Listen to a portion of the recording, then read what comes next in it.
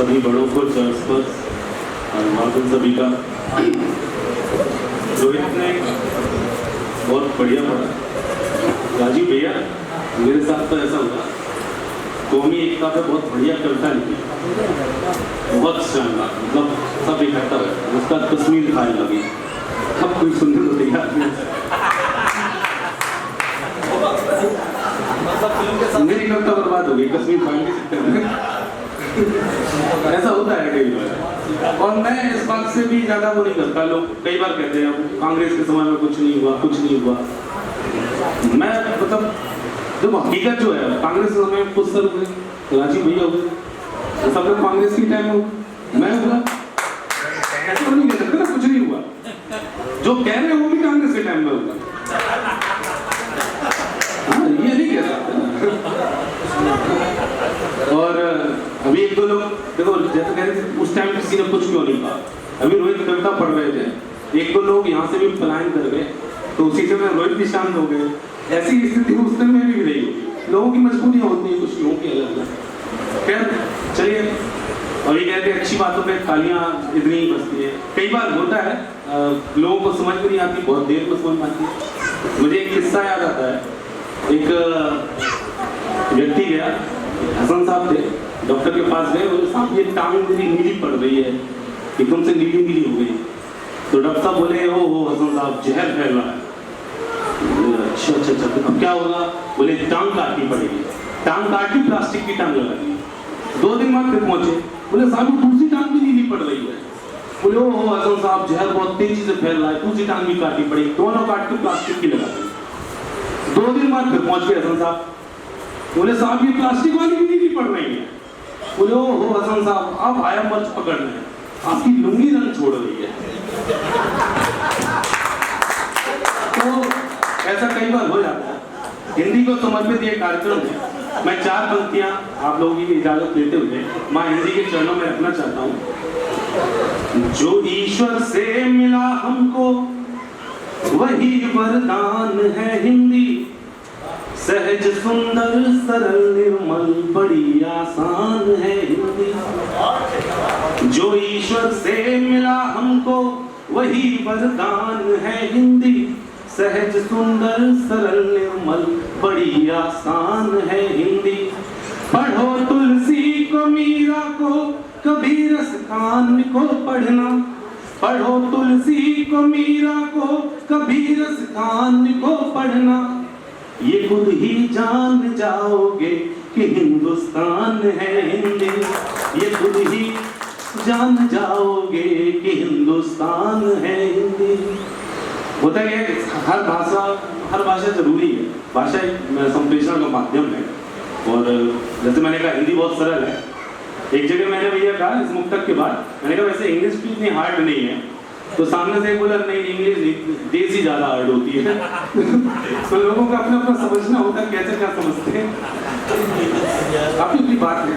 खैर मैं जैसा सर ने बताया कि हाथ से पढ़ता हूँ, एक बहुत अच्छा सा छंद आपके सामने रखता हूँ। मैं छंदों में हाथ से लिखने की कोशिश करता हूँ, और वैसे राजनीतिक प्रोग्राम है जिसमें मैं जाता हूँ लपेटे वाला, तो उस वजह से यहाँ पर राजनीतिक नहीं पढ़ूंगा, यहाँ पर सिंपल सी चीज़ें कुछ पढ़ना चाहूँगा। एक बहुत सिंपल सी चीज़, जैसे राजीव भैया अपने मोबाइल पे लगे हुए हैं, है ना, ऐसा कई बार होता है घर में, और बड़े लोग चिल्लाते हैं बच्चों पे, दिन भर मोबाइल में लगे रहते, तो दिन भर मोबाइल में लगे रहते। उससे एक उपाय मैंने ढूंढा, वो उपाय आपके सामने रखा हूँ। आप लोग भी अपने बच्चों को डांटते होंगे, या आपके पिताजी होंगे वो आपको डांटते होंगे, तो इसका एक बहुत बढ़िया सरल सा उपाय बता रहा हूँ, आप लोग सुनिए। कि मेरे पापा दिन भर डांटते ही रहते कि साहबजादे पूरा दिन फोन में खपाते, और हम तो बटन वाले फोन को भी दिन भर कभी कभी 2-2 दिन हाथ ना लगाते हैं। पिताजी बता रहे हम तो बटन वाले फोन को भी दिन भर कभी कभी 2-2 दिन हाथ ना लगाते हैं। तो मैंने किया काम ऐसा कि अब शांत रहते हैं, पापा अब नहीं मुझ पर चिल्लाते हैं। उपाय बता रहा हूँ, आप लोग भी यूज करना। तो मैंने किया काम ऐसा कि अब शांत रहते हैं, पापा अब नहीं मुझ पर चिल्लाते हैं। एक एंड्रॉइड लाके पापा को भी दे दिया है, वो भी अब दिन भर फोन ही चलाते हैं। ये सबसे बढ़िया उपाय। आप घर में दे दो फोन, फिर कोई कुछ नहीं कहता। एक कोशिश ये करता हूँ अलग अलग तरीके की कविताएं अलग अलग विषयों पे लिखी जाए। एक मैंने सब विभत्स रस का प्रयोग किया, यहाँ पर महिला महाविद्यालय में खड़ा हूँ और जहाँ महिलाएं होती हैं या इस तरह के प्रोग्राम होता है मैं जरूर सुनता हूँ। हास्य रस में लिखते हैं, वीर रस, अलग अलग रस होते हैं। एक विभत्स रस होता है, उसका स्थायी भाव होता है जुगुप्सा। जैसे वीर रस की कविताओं में उत्साह आता है एकदम, उसमें आती है जुगुप्सा। जुगुप्सा बहुत से लोगों को हो सकता है ना मालूम हो, लेकिन इस कविता को सुनकर आपके मन में जो भाव आए हास्य के साथ साथ वही जुगुप्सा है। आप सुनिए। अभी खाना दे रहे हैं तो एक दो कभी आप और सुनेंगे। हाँ, मैं देख के आया था तब से यही देख रहा था। सबसे पहले जाते उसमें जो कि घर पर फोन करके बताते सुनिए जुगुप्सा क्या आपको समझ में आया, मजा लेना करते हैं। गोलगप्पे अधिकतर सभी लोग आपको पसंद होगा, लगभग सभी को पसंद हो। आज के बाद जब भी आप लोग गोलगप्पे खाएंगे तो मेरा नाम अवनीश त्रिपाठी है, आप लोगों को मेरी याद जरूर आएगी, ऐसा मुझे विश्वास है। 4 लड़कियां गोलगप्पे के ठेले पर पहुंची, बोली भैया गोलगप्पे खिलाइए। सभी लोग 2 मिनट के लिए, एक 59-60 सेकंड ही करता है मुश्किल से। 4 लड़कियां गोलगप्पे के ठेले पर पहुंची, बोली भैया गोलगप्पे खिलाइए। ठेले वाला बोला ठीक है मैडम इस साइड आइए। एक बोली वाह पानी कितना स्वादिष्ट है, गजब का तीखा। तभी खिलाते खिलाते अचानक ठेले वाला दर्द से चीखा। तुरंत उसने चमचा उठाया, पानी चलाने लगा। लड़कियों को लगा कि पानी को और तीखा बनाने लगा। अक्सर वो चमचा चलाते रहते, पानी ऊपर आ जाए, वो मसाला मिल जाए। लड़कियों को लगा कि पानी को और तीखा बनाने लगा। तो एक बोली भैया चमचा ज्यादा मत चलाइए, पानी वैसे ही बहुत तीखा है, इसे और तीखा ना बनाइए। तो गुस्से में बोला मैडम आप लोग तो मजे ले रही हो बड़े चाव से, अरे आपको कहाँ मतलब किसी गरीब के घाव से। तब उसने बार बार चमचा चलाने का राज खोला, अपनी कटी हुई उंगली दिखाते हुए बोला मैडम मैं ही जानता हूँ दर्द को कैसे संभालने की कोशिश कर रहा हूँ। दरअसल इस घाव की पट्टी गिर गई है पानी में, चमचे से निकालने की कोशिश कर रहा हूँ।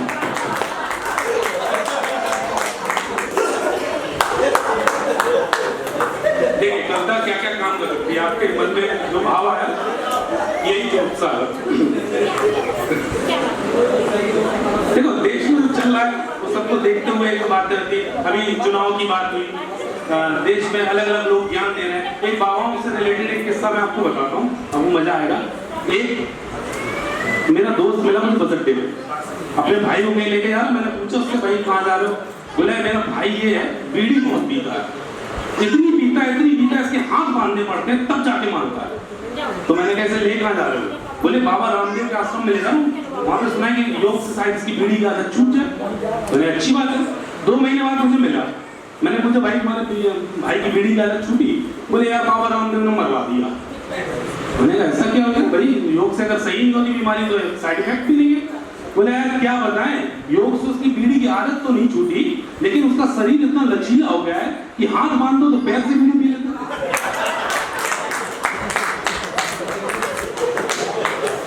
तो कई ऐसी परिस्थिति है। मैं थोड़ा सा माहौल बदलने की कोशिश करता हूँ। एक व्यंग्य की कविता आपके सामने रखता हूँ और उसका एक स्पेशल कविता यहाँ पर जैसे अंदर मुझे लगा कि स्वामी जी मैं यही तो पास में ही रहता हूँ, हमेशा देखा, पहली बार इस कमरे में आया हूँ मतलब महिला महाविद्यालय के लिए। हाँ लड़के ही आती है इस वजह से, है ना। तो चुनाव आए, भ्रष्टाचार के ऊपर कई कविताएं लिखी गई सर, कई लोगों ने अलग अलग तरीके से लिखा। मैंने भ्रष्टाचार के ऊपर लिखने की कोशिश की और पता करने की कोशिश की कि भ्रष्टाचार की शुरुआत कहाँ से होती है, और उसी में मुझे कुछ कारण समझ में आया, वो मैंने लिखा है आपके सामने मैं रखता हूँ। सुनिए कि लोकतंत्र में अब उसूल कहाँ दिखते हैं, लोकतंत्र में अब उसूल कहाँ दिखते हैं। आज इस देश में उसूल कहाँ दिखते हैं, आज इस देश में उसूल कहाँ दिखते हैं जब लोकतंत्र में टिकट खुलेआम दिखते हैं। अब करोड़ों का टिकट खरीदना नहीं हर किसी के बस की बात होती है, करोड़ों का टिकट खरीदना नहीं हर किसी के बस की बात होती है। बस यहीं से तो भ्रष्टाचार की शुरुआत होती है, यहीं से तो भ्रष्टाचार की शुरुआत होती है। करोड़ों का हिसाब है चुकाना पड़ता है, करोड़ों का हिसाब है चुकाना पड़ता है, फायदा जीत का भुनाना पड़ता है। जिनसे टिकट खरीदा पहले तो वो करोड़ों निकाल लें, उसके बाद बीवी बच्चे परिवार चमचे ये सब भी तो पाल लें, उसके बाद बीवी बच्चे परिवार चमचे ये सब भी तो पालने हैं। हालांकि जो घोषणा की थी घोषणा पत्र में वो भी निभानी होगी, हालांकि जो घोषणा की थी घोषणा पत्र में वो भी निभानी होगी, पर गरीब अगर गरीब ही रहे तो अगले चुनाव में आसानी होगी, पर गरीब अगर गरीब ही रहे तो अगले चुनाव में आसानी होगी। तो योजनाओं में धन उतना ही जचता है साहब। एक मात्रा बता रहा हूं, अगर संकेतों के माध्यम से बात करने की कोशिश करते हैं कविता में, मात्रा बता रहा हूं योजनाओं में धन कितना जचता है। तो योजनाओं में धन उतना ही जचता है साहब डकारने के बाद जितना प्लेट में बचता है साहब, डकारने के बाद जितना प्लेट में बचता है। फिर एक चीज मुझे और समझ में आई कि जैसे एक उदाहरण के तौर पर 2 करोड़ का टिकट, ये कोई वैसी बात नहीं, सबको पता है। जो जीतता है वो अपने टिकट का मूल्य निकाल ले, बाकी का धन लगा दे योजनाओं में, लेकिन वो भी नहीं लगाते। तो वहां से दूसरी समस्या निकल के आई, आखिर ऐसा क्यों नहीं होता, जितने का टिकट खरीदा उतना रख लो अपना वापस, बाकी के योजनाओं में लगा दो, उससे भी काम चल जाएगा।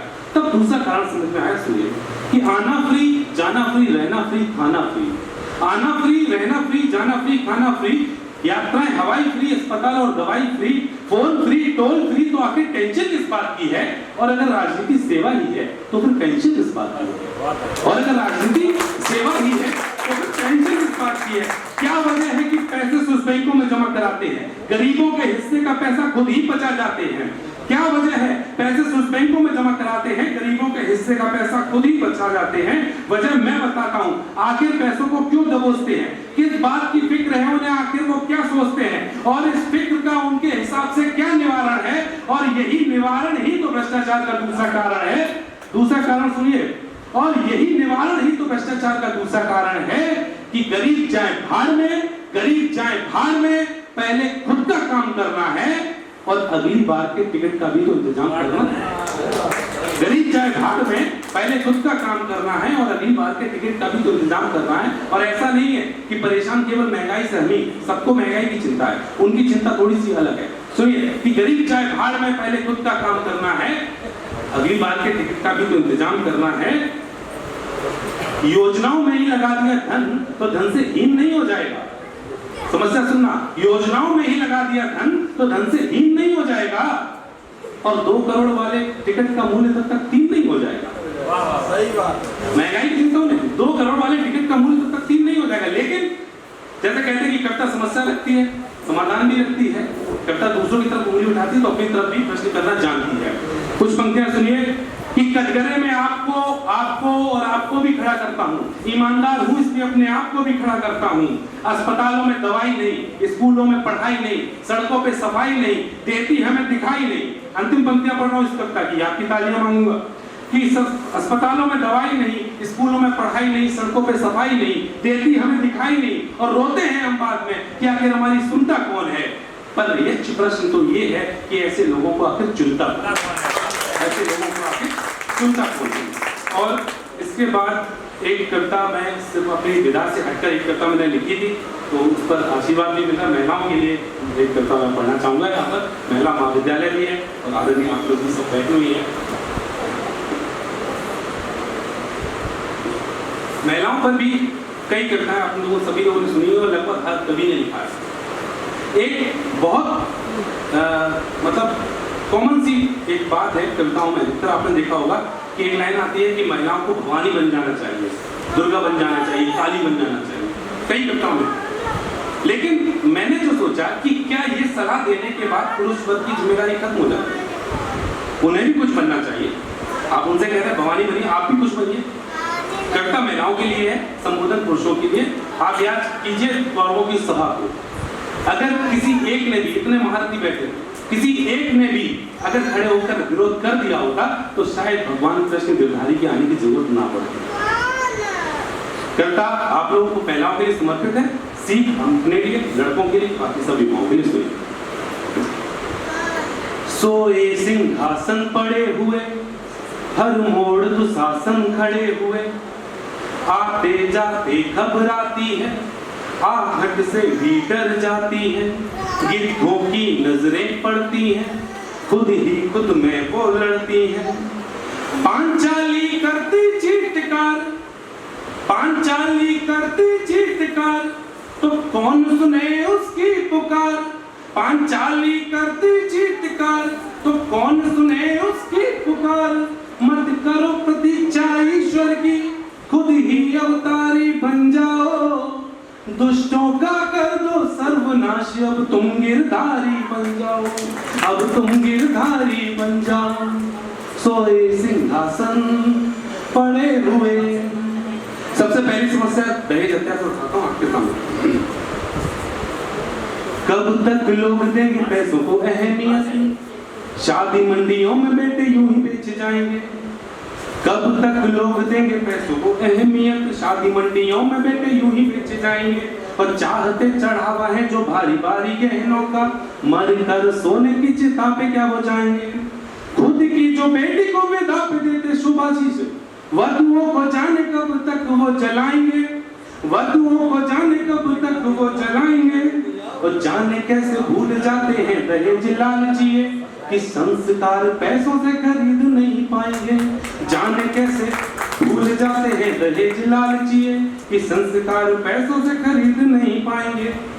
ये बेटी है सामान नहीं, फिर क्यों इसका सम्मान नहीं।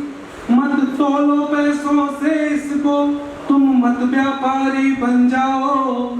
मत तोलो पैसों से इसको, तुम मत व्यापारी बन जाओ। जो छोड़ के आई घर अपना, उसके आभारी बन जाओ। सोए सिंहासन पड़े हुए। एक कन्या भ्रूण हत्या से समस्या उठाता हूं। इसमें दरअसल मैं महिलाओं को भी बराबर का दोषी समझता हूं और दोनों से ही मैंने कहा। सुनिए, घर में पल रही बच्ची अपनी माँ से क्या कहना चाहती है, आप लोग मन से सुनेंगे तो आपको आप तक के दिल तक जाएगी बात। सुनिए ये छंद, राजू भैया ये छंद सुना। घर में पल रही बच्ची, कहते बच्चियों का हृदय, बेटियों का हृदय ज्यादा कोमल होता है। उस कोमल हृदय की व्यथा सुनना और सुनना क्या कितना कहाँ तक दूर तक आप पकड़ते हो उस बात को। सुनिए, लाखों जन्मों के बाद मेरा कर्मों का फल, बड़े भाग्य से भी मैंने मन प्रति पाई। कोमल बच्ची का हृदय क्या कह रहा है। लाखों जन्मों के बाद मेरा कर्मों का फल, बड़े भाग्य से भी मैंने मन प्रति पाई।